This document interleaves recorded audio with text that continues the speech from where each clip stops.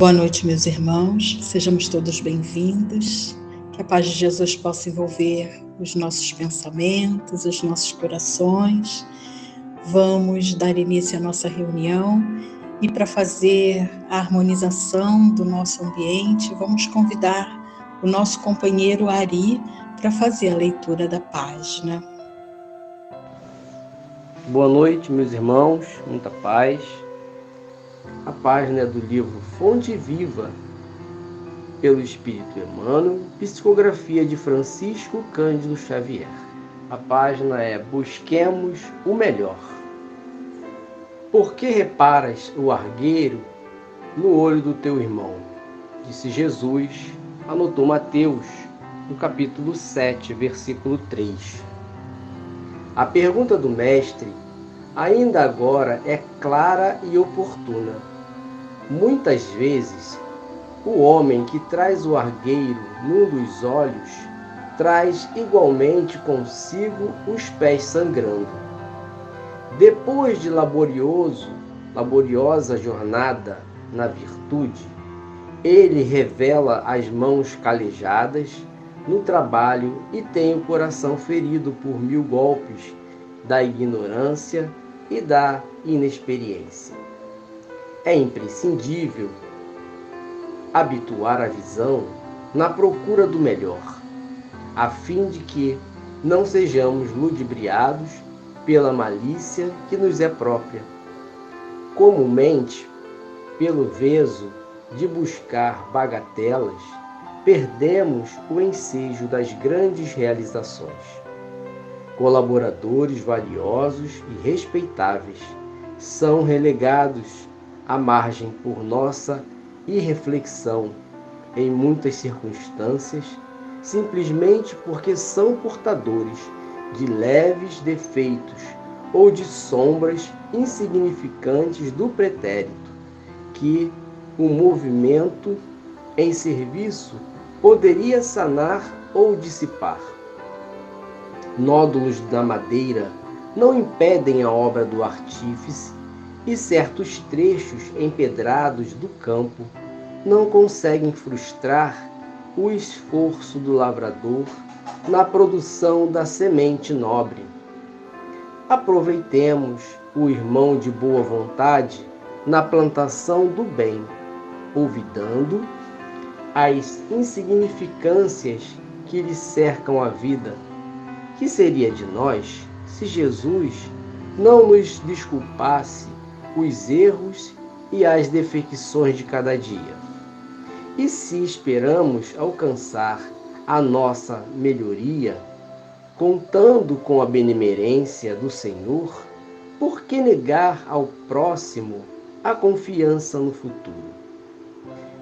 Consagremo-nos à tarefa que o Senhor nos reservou na edificação do bem e da luz e estejamos convictos de que, assim agindo, o argueiro que incomoda o olho do vizinho, tanto quanto a trave que nos obscurece a olhar, se desfarão espontaneamente, restituindo-nos a felicidade e o equilíbrio através da incessante renovação. Que Jesus nos abençoe. Muito obrigada, Ari, pela leitura dessa linda página. Vamos então unir os nossos pensamentos nesse instante e fazer a nossa prece. Jesus, amigo querido, aqui estamos. Viemos aqui buscar a Tua presença em nossas vidas, através do conhecimento das leis que a regem, a fim de caminharmos com segurança na Tua direção, a fim de angariarmos também o consolo, renovarmos a fé e a esperança para continuar a nossa caminhada. Pedimos então, Senhor, que possa envolver a todos nós aqui presentes, aqueles que vieram aqui estudar conosco, aqueles que aqui vieram buscar a cura para os seus males, tanto físicos quanto morais. A nossa equipe de trabalho, Senhor, que já se encontra pronta para a aplicação do passe à distância. Envolva também, Senhor, a nossa expositora desta noite, a nossa irmã Isilda. E que assim, Senhor, amparados pelo Teu amor, certos de que a Tua presença se faz nesse instante, neste ambiente, pedimos a Tua permissão para darmos por iniciada o nosso trabalho da noite de hoje, dizendo graças a Deus e graças a Ti, Jesus. Que assim seja. Vamos então convidar a nossa irmã Isilda, que fará nosso estudo dessa noite, cujo tema é o argueiro e a trave no olho. O nosso tema está contido em o Evangelho segundo o Espiritismo, capítulo 10, itens 9 e 10. Boa noite a todos, meus irmãos. Sejamos todos bem-vindos. Que a paz de Jesus envolva os nossos corações. Para iniciar o nosso estudo, o argueiro e a trave no olho, nós vamos fazer a leitura do Evangelho segundo o Espiritismo, do capítulo 10, que é a referência do nosso estudo, o item 9 e o 10. E esse capítulo ele fala sobre os que são misericordiosos. E aí, São Mateus, no capítulo 7, versículo 3 a 5, diz o seguinte: Como é que vedes um argueiro no olho do vosso irmão, quando não vedes uma trave no vosso olho? Ou como é que dizeis ao vosso irmão, deixa-me tirar um argueiro do teu olho, vós que tendes no vosso uma trave? Hipócritas, tirai primeiro a trave do vosso olho, e depois então vede como podereis tirar o argueiro do olho do vosso irmão. A gente observa aqui nessa passagem, então, que Jesus, a princípio, parece que ele está sendo redundante na sua colocação, quando ele fala, como é que vedes um argueiro no olho do vosso irmão, quando não vedes uma trave no vosso olho, ou como é que dizeis ao vosso irmão, deixa-me tirar um argueiro do teu olho, vós que tendes no vosso uma trave. Só que, na verdade, não é bem isso, né, que Jesus quer dizer, ser redundante nessa colocação. Primeiro, ele nos alerta para a nossa condição de ainda enxergarmos o mal no outro, mesmo que seja um mal pequenino, como ele fala, o argueiro, um cisco, e a gente não consegue enxergar o mal em nós mesmos, né, uma trave. Observamos o erro do outro, mas temos muitas dificuldades de enxergar nossos próprios erros. Mas aí quando ele fala, ou como é que dizeis ao vosso irmão, deixa-me tirar um argueiro do teu olho, vós que tendes no vosso uma trave. Quando ele fala isso, nos chama a atenção para um outro ponto, que além de nós só enxergarmos o erro do outro e não enxergarmos os nossos grandes erros, além disso, nós ainda nos sentimos capacitados para poder tirar, né, o cisco do olho do outro, ou seja, fazer uma argumentação a respeito do erro do outro, fazer um julgamento desse erro do nosso semelhante. Então, nem devemos enxergar somente o erro do outro com o intuito de crítica, muito menos nos acharmos numa situação capazes de julgar e comentar o erro do outro, porque, na verdade, além de termos muitos erros, nem sempre nos encontramos em condições de autoridade moral para podermos chegar para o outro e recriminarmos o seu ato. Claro que Jesus, com isso, ele não queria que nós não identificássemos o erro, né, o mal, mas sim que aquele que tivesse esse comportamento tivesse pelo menos a autoridade moral para fazê-lo. O seu intuito deve ser de ajudar. Quando você ressalta o erro do teu irmão, não é para mostrar para os outros de que ele é uma pessoa má. Isso é recriminável em nossos atos. Na verdade, nós devemos identificar o erro, chamar a pessoa em particular, se for o caso, e aí sim comentarmos com o irmão o erro que ele está cometendo, com o intuito de auxiliá-lo a não cometer mais aquele erro, com o intuito de mostrar, eu sou melhor do que você. Isso com certeza não deve acontecer. E também é muito comum as pessoas falarem, mas eu não faço isso, por isso que eu posso falar. Não, nem assim a gente pode falar, porque a gente pode não fazer aquilo que a pessoa fez, mas nós fazemos às vezes coisas muito piores. E quando alguém nos chama a atenção, principalmente na frente dos outros, ninguém se sente à vontade com essa situação, ninguém se sente feliz com essa situação. Então é importante que nós tenhamos bom senso, discernimento e saibamos nos colocar numa situação dessa. Muitas vezes a gente pode identificar o erro e simplesmente nem comentar, aproveitar aquela situação para a gente tirar o aprendizado de não cometer aquela atitude. Kardec, então, ele continua dizendo o seguinte: uma das insensatezes da humanidade consiste em vermos o mal de outrem antes de vermos o mal que está em nós. Para julgar-se a si mesmo, fora preciso que o homem pudesse ver seu interior num espelho, pudesse, de certo modo, transportar-se para fora de si próprio, considerar-se como outra pessoa e perguntar: que pensaria eu se visse alguém fazer o que faço? Então, olha a recomendação que Kardec nos faz, né? Como nós temos a dificuldade de enxergar os nossos erros, nós, em todos os momentos, quando somos confrontados com os nossos atos, nós ficamos na defensiva e sempre arrumamos uma desculpa para o nosso comportamento, porque a gente sempre diz, mas eu agi dessa maneira porque fulano agiu assim comigo, e aí tá tudo tranquilo, porque a gente justificou o nosso comportamento, que muitas vezes não é o melhor, né? E aí a gente justifica a nossa atitude em função da atitude errada do nosso semelhante. E aí tá tudo certo, porque a gente se sente satisfeito, porque na verdade existe uma razão para a gente ter agido da maneira errada, quando na verdade não deve ser assim. A maneira errada, ela é sempre errada, independente do outro estar fazendo errado também. Não é porque o outro fez errado que o meu comportamento com ele vai ser errado também, ou vai se justificar porque o outro errou primeiro comigo, né? Não é bem assim.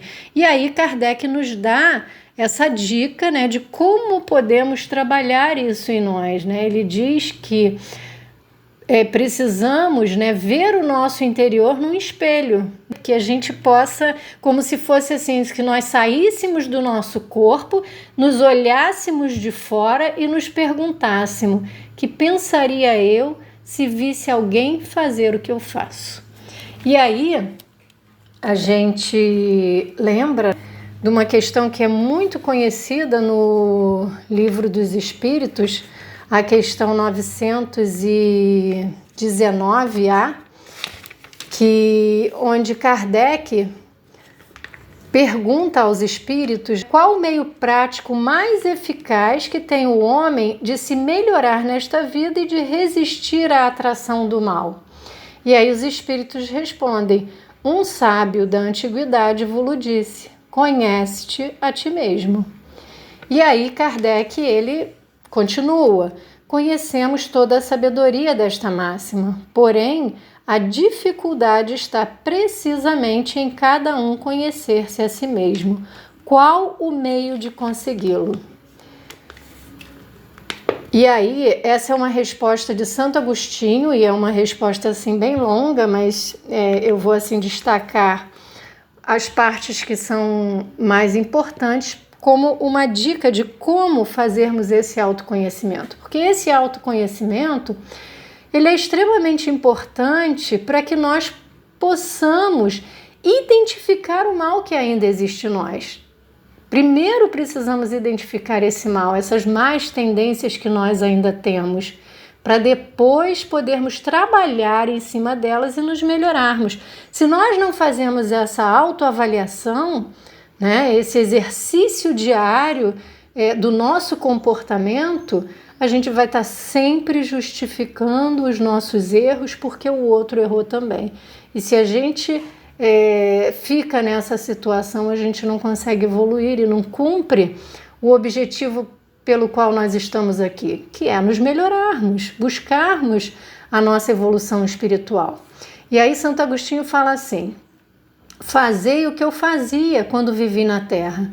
Ao fim do dia, interrogava a minha consciência, passava revista ao que fizera e perguntava a mim mesmo se não faltara algum dever, se ninguém tivera motivo para de mim se queixar.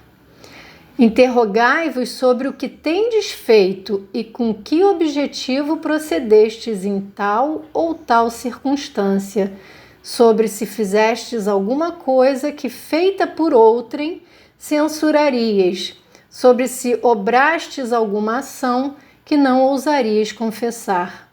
Perguntai ainda mais: se aprovesse a Deus chamar-me neste momento, teria que temer o olhar de alguém ao entrar de novo no mundo dos espíritos, onde nada pode ser ocultado?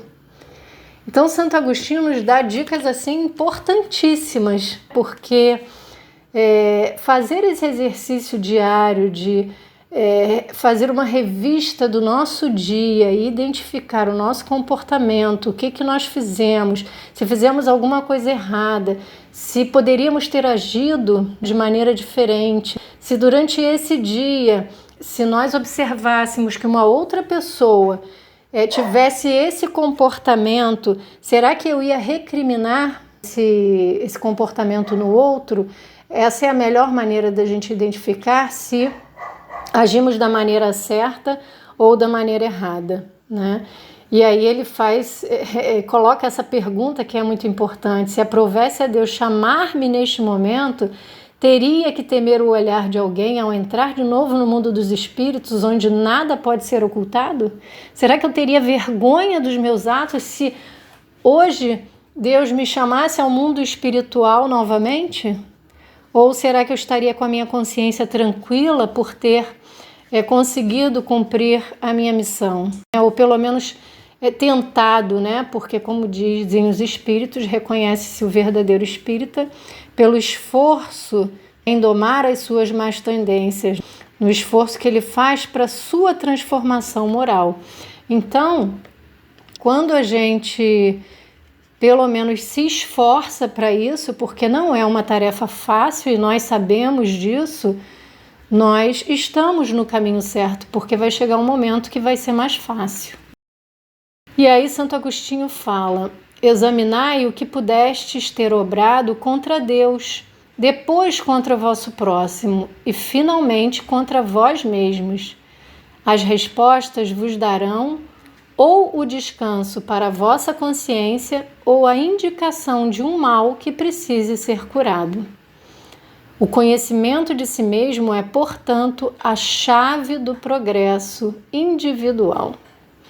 Quando estiverdes indecisos sobre o valor de uma de vossas ações, inquiri como a qualificaríeis se praticada por outra pessoa.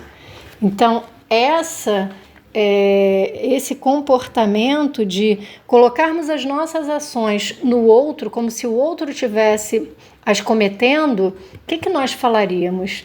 É uma maneira mais fácil, porque é como Kardec coloca, né? Como se nós saíssemos do nosso corpo e nos observássemos de fora, que fica muito mais fácil nós identificarmos esses erros, né? Esse comportamento que não está de acordo com os ensinamentos que hoje nós já temos e que essa doutrina espírita nos traz, que Jesus já trouxe através do cristianismo e que a doutrina espírita vem reafirmar.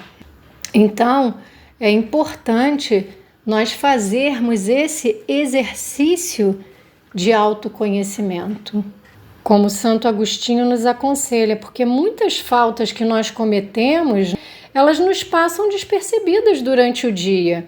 E quando nós seguimos esse conselho, né, de fazermos essa revista, identificação do nosso comportamento durante aquele dia que nós tivemos, nós temos a possibilidade de identificar quando nós falimos. Muitas vezes a gente simplesmente fez na hora, nem pensou e nem imaginava que seria uma situação errada. Mas quando a gente para fazer essa análise mais sincera, antes de nos deitarmos, essa maneira interrogativa, né, de eu fiz alguma coisa que eu possa me envergonhar? Se fosse feito por outro, o meu comportamento, o meu julgamento, melhor dizendo, seria esse também? Então, essa forma interrogativa ela é extremamente importante porque ela exige respostas sinceras nossas. Quando nós estamos imbuídos desse verdadeiro sentimento de nos melhorarmos. E aí nós temos a possibilidade de identificar se realmente poderíamos ter agido de maneira diferente ou não.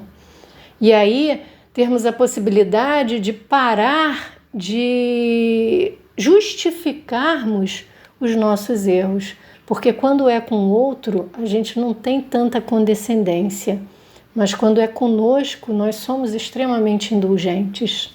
Com o outro não, nós temos o hábito de julgar e quantas vezes nós não condenamos, né? E aí Kardec ele continua: incontestavelmente é o orgulho que induz o homem a dissimular para si mesmo os seus defeitos, tanto morais quanto físicos. Semelhante insensatez é essencialmente contrária à caridade, porquanto a verdadeira caridade é modesta, simples e indulgente. Caridade orgulhosa é um contrassenso, visto que esses dois sentimentos se neutralizam um ao outro. Com efeito, como poderá um homem bastante presunçoso para acreditar na importância da sua personalidade e na supremacia das suas qualidades, possuir ao mesmo tempo abnegação bastante para fazer ressaltar em outrem o bem que o eclipsaria em vez do mal que o exalçaria? Por isso mesmo, porque é o pai de muitos vícios, o orgulho é também a negação de muitas virtudes. Ele se encontra na base e como móvel de quase todas as ações humanas. Essa é a razão por que Jesus se empenhou tanto em combatê-lo, como principal obstáculo ao progresso. Então a gente vê aí, como Jesus sempre dizia, né, que o orgulho, o egoísmo, né, são os grandes males da humanidade, é o que nos entrava o progresso, e o fato de nos acharmos melhores do que o outro, nos acharmos em condições de julgarmos o seu erro, está diretamente ligado ao nosso orgulho, de nos sentirmos superiores ao outro, de nos sentirmos melhores que o outro, quando na verdade nós sabemos que ninguém é melhor do que ninguém. Estamos todos aqui nesse planeta de provas e expiações, passando pelas nossas dificuldades. Alguns obstáculos nós já conseguimos passar, né? Outros não. E estamos todos aqui juntos, né, com as nossas dificuldades, cada um com as suas, exatamente para que possamos nos auxiliar e não para nos condenarmos, nos julgarmos uns aos outros. Se hoje eu não faço mais esse determinado erro, é exatamente para que eu tenha a possibilidade de auxiliar aquele meu semelhante que ainda comete aquele erro, porque eu também cometo alguns erros que outros já não cometem e esses outros também podem me auxiliar nesse processo. Eu costumo dizer que tem uma maneira muito eficaz da gente identificar determinadas situações em nós, né, mais tendências que ainda nos acompanham, que é através do que as pessoas que convivem conosco, né, principalmente os nossos familiares, naquele momento da discussão e da raiva, eles jogam na nossa cara, porque é a oportunidade que a gente tem ali de refletir, porque ele está sendo sincero. Se a gente pergunta para um amigo, né? Você acha que eu sou orgulhoso? Você acha que eu sou egoísta? Você acha que eu sou impetuoso? Que eu sou snob? Se a gente pergunta para um amigo, o amigo vai estar sempre colocando panos quentes, né? Como a gente diz hoje, está um termo em moda, vai estar sempre passando pano nas nossas atitudes erradas. Mas aquela pessoa que no momento da raiva, pode ser que ela até exagere e fale coisas que não são exatamente a verdade no seu conteúdo, mas alguma coisa nós podemos sim tirar de proveito para as nossas reflexões, porque se a pessoa está nos olhando daquele jeito e dizendo para nós o quanto nós somos egoístas, incompreensivos, seja lá o que for, nós devemos sim prestar atenção e devemos fazer uma reflexão para poder identificar esses erros que ainda existem em nós e fazer esse exercício que Santo Agostinho nos orienta, né? Dessa maneira fica mais fácil identificarmos se realmente o que essa pessoa falou está de acordo com o nosso comportamento ou não. É o que eu falo. Normalmente, a raiva, quando a pessoa fala, faz com que ela diga as coisas de uma maneira mais ostensiva, né? Exagerando a situação. Mas algum fundo de verdade existe naquela situação e nós precisamos analisar. Bom, então, para finalizar o nosso estudo, nós vamos fazer a leitura de uma página do livro O Espírito da Verdade, de André Luiz, é uma mensagem de André Luiz, que tem como título No Reino da Ação. Não condene, ajude ao outro, cultive serenidade, use os próprios recursos para fazer o bem, proceda com bondade, sem exibição de virtude. Seja qual for o problema, faça o melhor que você puder. Não admita a supremacia do mal. Fuja de todo pensamento, palavra, atitude ou gesto que possam agravar as complicações de alguém. Ouça com paciência e fale amparando. Recorde que amanhã você talvez esteja precisando também de auxílio e em toda situação indesejável, mesmo que o próximo demonstre necessidade de reprimenda, observe, conforme a lição de Jesus, se você está em condições de atirar a pedra. Normalmente nós não estamos, né, meus irmãos? Então, que nós possamos fazer sempre essas reflexões nas nossas vidas, sendo mais compreensivos, nos colocando mais no lugar do próximo, para evitar que façamos julgamentos e muitas vezes até condenações. Então, que esse exercício do autoconhecimento seja um exercício diário em nossas vidas. Muita paz a todos. Obrigada, nossa irmã Isilda, pelas palavras tão necessárias ao nosso entendimento, ao nosso consolo. E assim, vamos dar início à segunda parte do nosso trabalho, pedindo aos companheiros que irão tomar o passe à distância, que possam se concentrar, fazer as suas preces enquanto a música toca. Jesus, amigo querido, encerramos a primeira parte do nosso trabalho, mas ainda pedimos a Tua presença, Senhor, para que possamos, cada um de nós aqui presentes, receber através do passe magnético o de que necessitamos, Senhor, para amenizar a vida, para nos trazer consolo e renovar as nossas esperanças. Te agradecemos, Senhor, por esse momento. Te pedimos a presença dos bons espíritos, Senhor, que eles recebam as nossas vibrações de amor e que elas possam ser levadas onde quer que exista um irmão em sofrimento e necessitado. Obrigada, Senhor, por essa oportunidade e fica conosco, Mestre, hoje e sempre, que assim seja. Vamos dar início, então, ao nosso passe à distância.